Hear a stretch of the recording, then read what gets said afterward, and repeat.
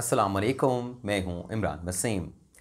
नाज़रीन, आज के प्रोग्राम में हम बात करेंगे जो चेयरमैन तहरीक इंसाफ साबिक़ वज़ीर आज़म इमरान ख़ान को न्यूट्रल्स की जानिब से ख़त लिखा गया है। इस ख़त पर आप नाज़रीन के साथ गुफ्तगू करेंगे और इस ख़त के जो मंदरजात हैं वो आप नाज़रीन के साथ शेयर करेंगे। और फिर दूसरी ख़बर में हम बात करेंगे जो इमरान ख़ान साहब के साबिक़ वज़ीर दाखिला शेख रशीद ने पीटीआई के अरकान असम्बलियों से मुतल्लिक़ जो एक मुतनाज़ा जो एक डिस्प्यूटेड स्टेटमेंट दिया है उस पर भी आप नाज़रीन के साथ डिस्कस करेंगे। लेकिन नाज़रीन, इन दोनों ख़बरों की डिटेल पर गुफ्तगू का आगाज़ करने से पहले आज लाहौर में तहरीक इंसाफ के वाइस चेयरमैन शाह महमूद कुरैशी ने पीटीआई की सीनियर खातून रहनुमा यास्मीन राशिद साहबा के साथ एक प्रेस कॉन्फ्रेंस की। इस प्रेस कॉन्फ्रेंस में नाज़रीन, शाह महमूद कुरैशी ने इस खदशे का इजहार किया है कि जो पंजाब में सूबाई असम्बली की 20 नशिस्तों पर 17 जुलाई को ज़िमनी इलेक्शन होने जा रहा है, इस ज़िमनी इलेक्शन से मुतल्लिक़ पंजाब में ये बाज़गश्त है कि इन 20 नशिस्तों में से 18 नशिस्तें मुस्तमिक नवाज़ को मिलेंगी और 2 नशिस्तें जो हैं वो पाकिस्तान तहरीक इंसाफ को दी जाएंगी। और इस खदशे का इजहार करते हुए शाह महमूद कुरैशी ने नाज़रीन इलेक्शन कमीशन से इस बात का मुतालबा किया, इस बात का तकाज़ा किया कि इलेक्शन कमीशन की बुनियादी ज़िम्मेदारी है कि वो साफ़ शफाफ इंतखाबात को यकीनी बनाए और अगर इलेक्शन कमीशन ने अपनी ज़िम्मेदारियों का मुज़ाहरा ना किया और इलेक्शन कमीशन अपनी ज़िम्मेदारियों से गाफिल रहा तो फिर पाकिस्तान का जो मुस्तकबिल है वो दाव पे लग सकता है।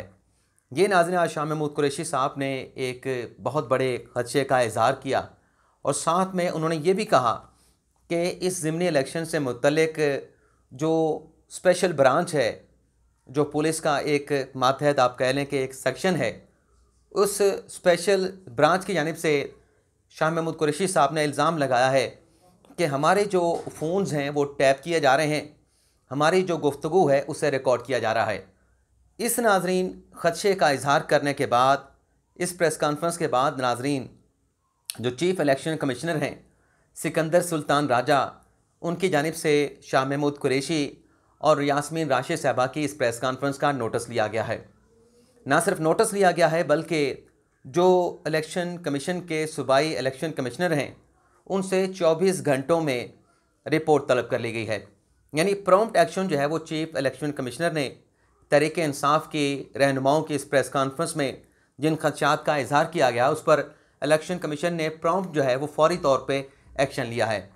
लेकिन आज सवाल ये है कि प्रेस कॉन्फ्रेंस तो शाह महमूद कुरैशी साहब ने कर दी, लेकिन कोई मवाद या कोई सबूत, कोई डॉक्यूमेंट जो है वो शाह महमूद कुरैशी की जानिब से नहीं दिखाया गया ताकि वाकई अगर फैक्चुअली ऐसी कोई चीज़ एग्जिस्ट करती है तो उसके ऊपर इलेक्शन कमीशन जो है वो कोई अमली तौर पे कोई ठोस जो है वो एक्शन ले सके। तो ये चीज़ आपके साथ हमने शेयर करनी थी। अब जो इमरान ख़ान साहब को न्यूट्रल की जानिब से ख़त लिखा गया है उस पर गुफ्तगू का आगाज़ करने से पहले जो शेख रशीद ने पीटीआई के रहनुमाओं से मुतल्लिक़, अरकान असम्बली से मुतल्लिक़ स्टेटमेंट दिया है उस पर आप नाज़रीन के साथ में कुछ गुफ्तगू कर। ये नाज़रीन, शेख साहब का जो बयान मैं आपके साथ शेयर करने जा रहा हूँ, ये जो एतवार के रोज़ इमरान ख़ान साहब की जानिब से मुल्क भर में एहतजाज की कॉल दी गई और उसी एहतजाज के तनाज़र में जो शेख रशीद ने अपनी लाल हवेली के बाहर जलसा किया, एहतजाज किया, उसमें ये बातें जो हैं, जो डिस्प्यूटेड बातें हैं, वो शेख रशीद की जानिब से की गई। एक तो शेख साहब ने जब वहाँ पे बारिश हो रही थी, आपने वो वीडियो भी देखी होगी कि बारिश के दौरान जो है वो शेख साहब खिताब कर रहे हैं और लोगों से कह रहे थे जो किसी शेड के नीचे जाके छुप के खड़े हुए थे, पनाह लेके ठहरे थे ताकि वो बारिश में भीग ना सकें, उन्हें शेख साहब कह रहे थे कि अगर आज आप बारिश से डर गए तो कल शेलिंग का मुकाबला कैसे करेंगे। यानी शेख साहब जो आम लोग हैं, जो वोटर सपोर्टर हैं, उनसे तकाजा कर रहे हैं कि आप ना सिर्फ बारिश में आके ठहरें बल्कि कल को जब एहतजाज होगा, एहतजाज के सिलसिले में अगर सिक्योरिटी फोर्सेस के साथ, सिक्योरिटी एजेंसी के साथ आपकी मुज़ाहमत होती है, टकराव होता है, तसादम होता है, तो आप पर ज़ाहिर सी बात है कि शेलिंग की जाएगी। तो आप उस शेलिंग का मुकाबला कैसे करेंगे। अब शेख साहब से जो बड़े दलेर हैं माशाल्लाह, जब कहते थे कि जो हथकड़ी है मेरा जेवर है और जो जेल है वो मेरा ससुराल है, और फिर हमने देखा कि जब उनके खिलाफ पहला मुकदमा दर्ज हुआ जिसमें उनका नाम भी नहीं था, फौरी तौर पे वो शेख साहब जो बड़े दलेर बड़े बहादुरी की बातें करते थे वो जाके अदालत से अबूरी ज़मानत लेके आ गए। तो ये शेख साहब का हाल है। अब पीटीआई के रहनुमाओं से मुतल्लिक क्या स्टेटमेंट दिया है वो भी आपके साथ हम शेयर कर लें। पीटीआई के अरकान असम्बली से मुतल्लिक शेख साहब कहते हैं, ये लोटों की असम्बली पे लानत भेजता हूँ। यानी इस वक्त जो असम्बली है उसमें जो पीटीआई के लोटे बैठे हुए हैं, शेख साहब कहते हैं कि मैं उन पे लानत भेजता हूँ। अब शेख साहब से मेरे चंद सवाल हैं। एक सवाल तो यह है कि जब 1999 के साल में नवाज शरीफ की हुकूमत को टॉपल किया गया, मुल्क में मार्शला लग गया, तो उसके बाद जो काफ लीग बनी थी उसमें कौन से ऐसे लोग थे, मुखलस लोग थे जो काफ लीग में शामिल करवाए गए थे? वो भी तमाम लोटे थे। पीपल्स पार्टी से लोग तोड़ के जो है वो काफ लीग में शामिल करवाए गए। पीपल्स पार्टी से तोड़ के लोग जो है वो नून लीग से तोड़ के जो है वो शामिल करवाए गए काफ लीग में, वो भी सारे लोटे थे। लेकिन क्योंकि उस वक्त क्योंकि शेख रशीद साहब जो है वो खुद इक़्तिदार में थे, वज़ीर थे, तो उस वक्त उन लोटों के ऊपर शेख साहब ने लानत नहीं भेजी। अच्छा, ये जो पर्टिकुलर उन्होंने बात की है पीटीआई के जो नाराज़ अरकान है जो कौमी असम्बली में बैठे हैं, अब शेख साहब से आखिरी सवाल ये है कि आज आप इनके ऊपर लानत भेज रहे हैं, क्योंकि कहा कि मैंने असम्बली पे लानत भेजता हूँ, और असम्बली से मुराद ये है कि असम्बली के अंदर तो अरकान असम्बली होते हैं, तो लोटों की असम्बली का जो उनका मुखातिब था वो उनके वही लोग थे जो पीटीआई के लोग थे। हालांकि अगर पीपल्स पार्टी को देखें और नून लीग के देखें, उनमें ज़्यादातर अब वो लोग वो हैं जो जेन्युइन उनके सालों से उनके साथ चले आ रहे हैं। तो ये जो शेख साहब आज पीटीआई के नाराज़ अरकान को लोटे कह रहे थे, ये 2018 के इलेक्शन से पहले ही इनकी जमात में तहरीक इंसाफ में शामिल हुए थे। आज इनको ये लोटे लग रहे हैं। जब ये 2018 के इलेक्शन जीतने के बाद पीटीआई की सफ़ों में बैठे थे, पीटीआई की कौमी असम्बली की नशिस्तों पर बैठे थे, तब भी ये लोटे थे। लेकिन तब शेख रशीद साहब को ये लोटे नज़र नहीं आए थे, क्योंकि खुद वज़ीर थे, अपनी हुकूमत थी, अख्तियार था, प्रोटोकॉल था, मराद थे, सब कुछ था, लेकिन लोटे नहीं थे। आज चूँकि इक़्तिदार से बाहर हैं, और इक़्तिदार जो आपको होता है, आपको नाज़रीन को पता है कि इक़्तिदार की क्या चाहत होती है, इक़्तिदार का क्या मज़ा होता है, तो वो मज़ा छिन जाने के बाद अब शेख रशीद जो है वो बहकी बहकी बातें करते हैं, और जिनके साथ बल्कि वो तो ख़ुद भी नून लीग में थे, नून लीग से काफ लीग में आए, काफ लीग से अपनी सियासी जमात बनाई काफ लीग को छोड़ के, और फिर अपनी जमात का तो उनका कोई पता नहीं है। अवामी मुस्लिम लीग दावा तो करते हैं कि मेरी अपनी सियासी जमात है, लेकिन सियासत वो करते हैं इमरान खान के बयानात के ऊपर, सियासत वो करते हैं पाकिस्तान तहरीक इंसाफ के बयानिए के ऊपर। तो ये शेख साहब की अपनी हैसियत है और दूसरों पे लानत भेजते हैं। अपनी जो हैसियत है वो मैंने अब नाज़रीन के सामने रखती है। अब शेख साहब को जो न्यूट्रल की जानिब से ख़त लिखा गया है उसकी डिटेल पर, उस ख़त के मंदरजात पर बात करने से पहले मैं जो आज इमरान खान साहब ने एक प्रेस कॉन्फ्रेंस की है, उस प्रेस कॉन्फ्रेंस के चंद पॉइंट जो है वो आप नाज़रीन के साथ शेयर करना चाहूँगा।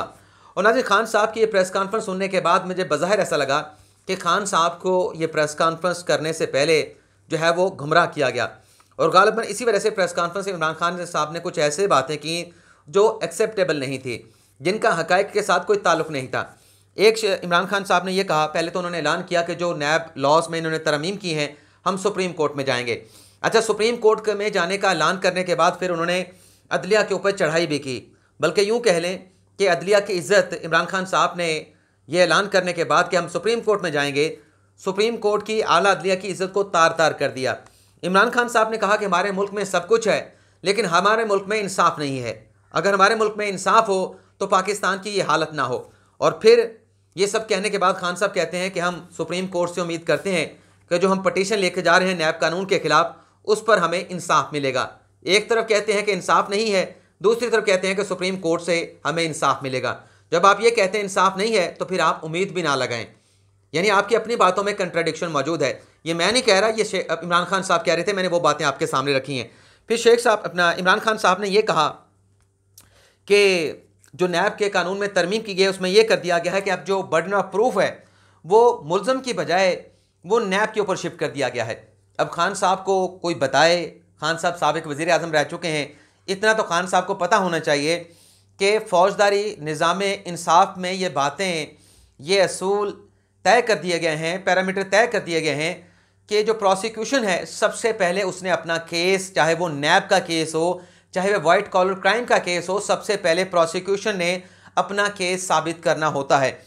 और इसकी मैं आपको मिसाल दे देता हूँ कि जो मरीम नवाज़ का इस्लामाबाद हाई कोर्ट में केस चल रहा है, उसमें अदालत ने नैब से कहा है, एक नहीं 3 से 4 मरतबा हमने इन गुनाहगार कानों के साथ जस्टिस आमिर फारूक की ये बात सुनी है, जस्टिस मोहसिन अख्तर की ये बात सुनी है कि सबसे पहले नैब अपना बर्डन शिफ्ट करे, डॉक्यूमेंट्स दिखाए, सबूत दिखाए जिससे ये साबित हो या जिससे ये इल्ज़ाम जो है वो इस्टेब्लिश होता हो कि मरीम नवाज़ लंदन फ्लैट की बेनिफिशियल ऑनर हैं। फिर जज साहबान ने यह भी कहा कि जब ये नैब इस्टेब्लिश कर देगा तो फिर बर्डन ऑफ प्रूफ जो है, जो वजाहत है, जो जवाब है, वो फिर मरीम नवाज़ को देना पड़ेगा। तो ये सालों से, दहाइयों से पाकिस्तान की आला अदलिया ने, पाकिस्तान की अदालतों ने ये पैरामीटर सेट कर दिए हैं। ये कोई नई बात नहीं। हुआ ये है कि पहले ये अदालती फैसलों में मौजूद था, पहले ये अदालती नज़ारी में मौजूद था, अब उसे नैब कानून का बाकायदा हिस्सा बना दिया गया है जो अदालती फैसले हैं। दूसरा, खान साहब ने यह कहा कि आमदन से ज़ायद असासाजात के केस में अब यह कह दिया गया है कि नैब इसको प्रूव करेगा कि किसके असासे जो है वो आमदन से ज़्यादा हैं। तो इसमें कौन से कानून को वायलेट किया गया है? बुनियादी एक असूल है कि अगर आपने किसी को कहना है कि आपके आमदन इतनी है, आपके असासे इतने हैं, ये आपकी आमदन के साथ मैच नहीं करते, तो सबसे पहले चाहे नैब है चाहे एफआई है, क्या उसने एस्टीमेट नहीं लगाना?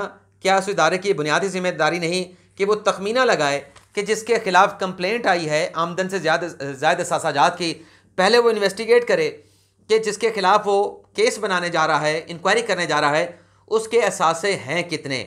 और असासे का तखमीना लगाने से पहले ये देखना होगा कि उसकी आमदन कितनी है। जब आमदन का तखमीना होगा और फिर असासों का तखमीना होगा तो फिर डिफरेंस सामने आएगा, तो वो चीज़ें अदालत के सामने रखी जाएंगी और फिर उसके बाद जो है जो एक्यूज़ होगा उसको उसकी जवाबदेही जो है वो देना होगी कि मेरे अगर असासे मेरी आमदन से ज़्यादा हैं तो उसकी वजूहात क्या हैं। तो ये बुनियादी सा असूल है जो अदालतें पहले तय कर चुकी हैं। और फिर खान साहब ने यह भी कहा कि नैब कानून के सेक्शन 21 में जो तरमीम कर दी गई है उसका मरीम नवाज़ को फ़ायदा पहुंचेगा।